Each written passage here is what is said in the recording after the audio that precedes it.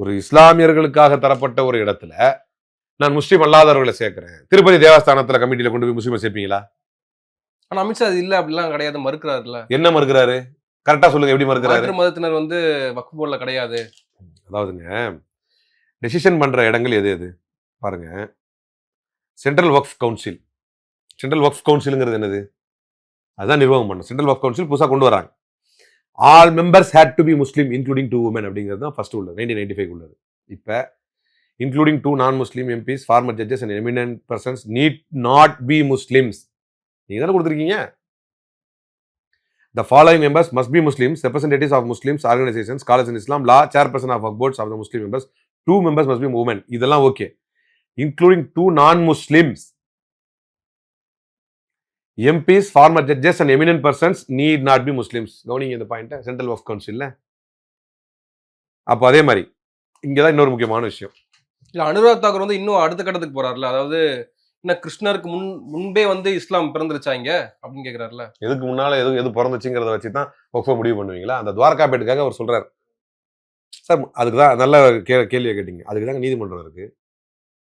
இப்ப நீங்க அடுத்து வர்ற அந்த பாயிண்ட்டுக்கு, இப்ப நீதித்துறையை பத்தி இவங்க சொல்றாங்க. இப்ப நான் வந்து வேற மாதிரி உங்களுக்கு எல்லாம் பதில் சொல்லணும்னு நீங்க கேட்ட கேள்விகள் வந்து வேற ஒரு ஆரோக்கியமான வேற கோணங்களுக்கு போயிருச்சு வைங்களேன். இப்ப பட் ஸ்டில் இப்ப இந்த பாயிண்ட்டுக்கு வருவோம். அப்ப நீங்க என்ன சொல்றீங்கன்னா, நோ ஜுடிஷியல் ஓவர் சைட் அப்படிங்கிறீங்க. நான் சொல்லுவேன், ஏன் நீதித்துறைக்கு போலாம் வாங்க, உங்க விடுதலை உங்களுக்கு ஃபேவரா தான் சொல்ல போறாங்க நீதித்துறையில. சந்திரசூட் என்ன சொல்லிட்டு போனாரு? உங்க ஃபேவரா தான் சொல்லிட்டு போறாரு, அதுல மாற்றுக்கிறது இல்லை. சரி ஓகே, ஜுடிஷியல் ஓவர் சைட்டே இல்லை. நம்ம கொண்டு போனா துவாரகாபேட் யாருது அப்படின்னு சொல்லி நம்ம போயிட்டு கேட்கணும்னா நம்ம வந்து வக்ஃப் போர்டுன்னு சொல்றாங்க. அப்போ there is no judicial oversight and tribunal டிசிஷன்ஸ்னு பேசுறதுக்கு உங்களுக்கு வெக்கமா இல்லை? சட்டத்தில் இல்லாத ஒன்றை அல்லது ஒரு பொய்யை புரட்டை இவ்வளவு ஓப்பனாக பேசக்கூடிய துணிச்சல் உங்களுக்கு எங்கிருந்து வந்துச்சு? ட்ரிபியூனல் வக்ஃபு தீர்ப்பாயம் வந்து ஒரு முடிவு எடுத்து விட்டால் அதை அப்பீலே கொண்டு போக முடியாது அப்படின்னு பிஐபி சொல்லுது.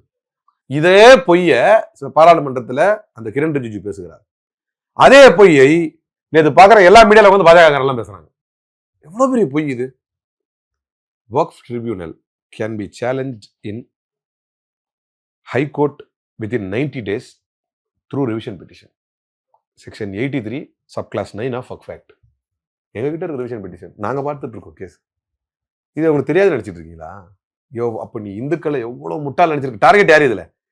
இந்த ரிப்போர்ட்லாம் நீ யாருக்கு தர்ற? இந்துக்களுக்கு தான் தர்ற. பாருங்க மக்களே, இதெல்லாம் வந்து பண்ண முடியாது, அப்பீல் பண்ண முடியாது அப்படின்னு நீ சொல்ற. அப்ப அவன் அவ்வளவு முட்டாள் நினைச்சு நீ முட்டாளாக்க பாக்குற, பொய்யான தகவலை கொடுத்து.